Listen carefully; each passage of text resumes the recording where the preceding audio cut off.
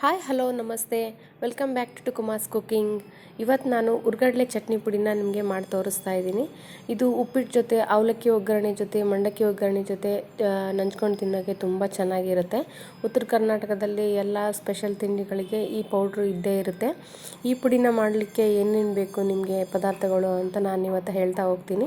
First ನಾನು ಒಂದು ಬಟ್ಲಲ್ಲಿ ಉರ್ಗಡ್ಲೆ ತೊಗೊಂಡಿದ್ದೀನಿ, ಮತ್ತು 2 ಟೀ ಸ್ಪೂನ್ ಆಗುವಷ್ಟು ಶೇಂಗಾ ತೊಗೊಂಡಿದ್ದೀನಿ, 2 ಟೀ ಸ್ಪೂನ್ ಆಗುವಷ್ಟು ಒಣ ಕೊಬ್ಬರಿ ತುರಿ ತೊಗೊಂಡಿದ್ದೀನಿ, 1 ಗಡ್ಡೆ ಬೆಳ್ಳುಳ್ಳಿನ ಸಿಪ್ಪೆ ಸುಲಿದಿರೋದು, ಮತ್ತು 1 ಟೀ ಸ್ಪೂನ್ ಆಗುವಷ್ಟು ಜೀರಿಗೆ, 3 ಟೀ ಸ್ಪೂನ್ ಆಗುವಷ್ಟು ಅಚ್ಕಾರದ ಪುಡಿ, ಸ್ವಲ್ಪ ಬೆಲ್ಲ, ಮತ್ತು ಕರಿಬೇವಿನ ಸೊಪ್ಪು ಸ್ವಲ್ಪ, ರುಚಿಗೆ ತಕ್ಕಷ್ಟು ಉಪ್ಪು, ಸ್ವಲ್ಪ ಕೊತ್ತಂಬರಿ ಸೊಪ್ಪು. ಈಗ ಹೇಗೆ ಮಾಡೋದು ಅಂತ ನಾನು ನಿಮಗೆ ತೋರಿಸ್ತೀನಿ ನೋಡಿ. ಒಂದು ಚಿಕ್ಕದ ಬಾಣಲಿ ಥರದ್ದು ತೊಗೊಂಡ್ಬಿಟ್ಟು ಶೇಂಗಾನ ಫಸ್ಟ್ ಹುರ್ಕೋಬೇಕು. ಇದನ್ನು ಚೆನ್ನಾಗಿ ಫ್ರೈ ಆಗ್ತಿದ್ದಂಗೆ ಇದನ್ನು ತೆಗೆದ್ಬಿಟ್ಟು ತಣ್ಣಗಾಗ್ಲಿಕ್ಕೆ ಬಿಡಿ. ನಾವು ಈ ಉರ್ಗಡ್ಲೆ ಚಟ್ನಿ ಪುಡಿನ ಮಾಡುವಾಗ ಏನು ಉರಿಯೋ ಅಂಥ ಪದಾರ್ಥ ಬೇರೆ ಏನಿಲ್ಲ, ಶೇಂಗಾ ಒಂದು ಬಿಟ್ಟರೆ. ಇದು ಜಾಸ್ತಿ ಕ್ವಾಂಟಿಟಿಲಿ ಹಾಕ್ಕೊಂಡ್ರೂ ಕೂಡ ಚೆನ್ನಾಗಾಗೋದಿಲ್ಲ. ಅದಕ್ಕೆ 2 ಟೀ ಸ್ಪೂನ್ ಅಷ್ಟೇ ಹಾಕ್ಕೊಳ್ಳಿ. ನಾವು ತೊಗೊಂಡಿರೋದು 150 ಗ್ರಾಮ್ ಅಷ್ಟು ಉರ್ಗಡ್ಲೆ ತೊಗೊಂಡ್ರೆ ಒಂದು 20 ಗ್ರಾಮ್ ಅಷ್ಟೇ ಶೇಂಗಾ ತೊಗೋಬೇಕು. ಜೊತೆಗೆ ಅದೇ ಸೇಮ್ ಕ್ವಾಂಟಿಟಿಯಲ್ಲೇ ಒಣ ಕೊಬ್ಬರಿ ಬೇಕಾಗಿರೋದು. ಈಗ ನಾನು ಶೇಂಗಾನ ಚೆನ್ನಾಗಿ ಹುರಿದ್ಬಿಟ್ಟು ಸಿಪ್ಪೆ ಎಲ್ಲ ತೆಗೆದು ಬರೀ ಕಾಳಷ್ಟೇ ತೊಗೊಂಡಿದ್ದೀನಿ. ಕರೆಕ್ಟ್ ನಾನು ತೊಗೊಂಡಿರೋ ಉರ್ಗಡ್ಲೆಗೆ 2 ಟೀ ಸ್ಪೂನ್ ಆಗುವಷ್ಟೇ ಶೇಂಗಾ ಆಗಿದೆ. ಈಗ ನಾನು ಮೊದಲು ಉರ್ಗಡ್ಲೆ ತೊಗೊಂಡಿದ್ನಲ್ವ, ಅದನ್ನು ಮಿಕ್ಸಿ ಜಾರ್ಗೆ ಹಾಕ್ಕೊಂಡ್ಬಿಟ್ಟು ಫಸ್ಟ್ ಪೌಡ್ರ್ ಮಾಡಿಟ್ಕೊಂಡ್ಬಿಡೋಣ. ಎಲ್ಲನೂ ಒಂದೇ ಸಲ ಹಾಕಿ ಮಿಕ್ಸಿ ಮಾಡ್ಬೋದಲ್ಲ ಅಂತ ಕೇಳ್ಬೋದು ನೀವು, ಬಟ್ ಆ ಥರ ಮಾಡಿದರೆ ಟೇಸ್ಟ್ ಚೆನ್ನಾಗಿರಲ್ಲ, ಎಲ್ಲ ತರಿಯಾಗಿ ಟೇಸ್ಟ್ ಮಿಕ್ಸ್ ಆಗಲ್ಲ ಅಂತ. ಈಗ ನಾನು ತೋರಿಸ್ತಾ ಇರೋ ಪ್ರೊಸೀಜರಲ್ಲಿ ನೀವು ಚಟ್ನಿ ಪುಡಿ ಮಾಡಿದರೆ ಬಾಯಲ್ಲಿಟ್ಟರೆ ಕರಗುವ ಥರ ಆಗುತ್ತೆ. ನೀವು ಉಪ್ಪಿಟ್ಟು ಜೊತೆ, ಒಗ್ಗರಣೆ ಜೊತೆ ತಿನ್ನೋಕ್ಕೆ ತುಂಬ ಚೆನ್ನಾಗಿರುತ್ತೆ. ಈಗ ಉರ್ಗಡ್ಲೆನ ಪೌಡ್ರ್ ಮಾಡಿದ್ದಾಯಿತು.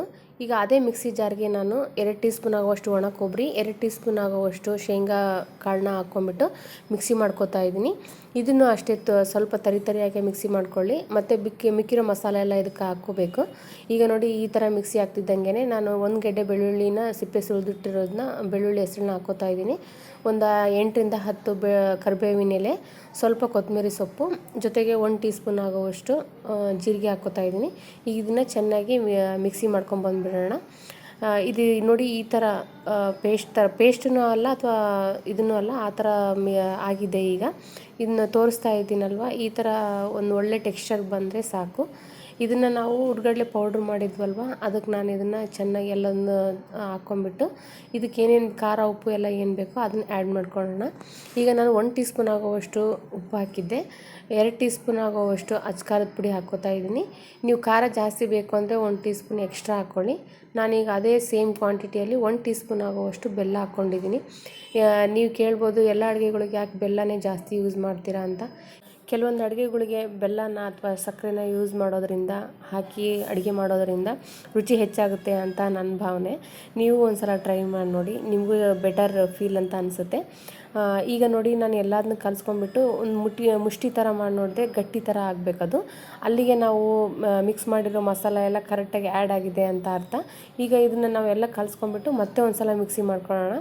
ಈಗ ಯಾಕೆ ಲಾಸ್ಟಿಗೆ ಮಿಕ್ಸಿ ಮಾಡ್ತಾ ಇದ್ದೀರಾ, ಅಷ್ಟೇ ಸಾಕಾಗಿತ್ತಲ್ವಾ ಅಂತ ಕೇಳ್ಬೋದು.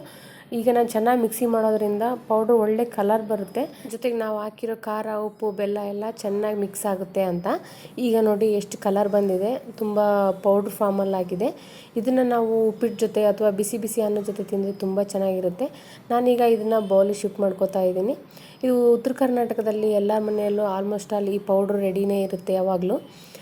ಯಾಕಂದರೆ ಉಪ್ಪಿಟ್ಟು ಒಗ್ಗರಣೆ ಮಾಡುವಾಗ ಮೇಲ್ಗಡೆ ಹಾಕ್ಕೊಂಡು ತಿನ್ನೋಕ್ಕೆ ತುಂಬ ಚೆನ್ನಾಗಿರುತ್ತೆ. ಈಗ ನೋಡಿ, ನಾನು ಬಿಸಿ ಬಿಸಿ ಅನ್ನ ಮಾಡಿದ್ದೆ, ಅನ್ನದ ಜೊತೆ ತುಪ್ಪ ಮತ್ತು ಈ ಪೌಡ್ರ್ ಹಾಕಿ ಕಲಿಸ್ಕೊಂಡು ತಿಂತಾಯಿದ್ದೀನಿ. ತುಂಬ ಟೇಸ್ಟಿಯಾಗಿತ್ತು. ನನ್ನ ಮಕ್ಕಳು ನಮ್ಮ ಮನೆಯಲ್ಲಿ ತುಂಬ ಇಷ್ಟಪಡ್ತಾರೆ ಇದನ್ನು.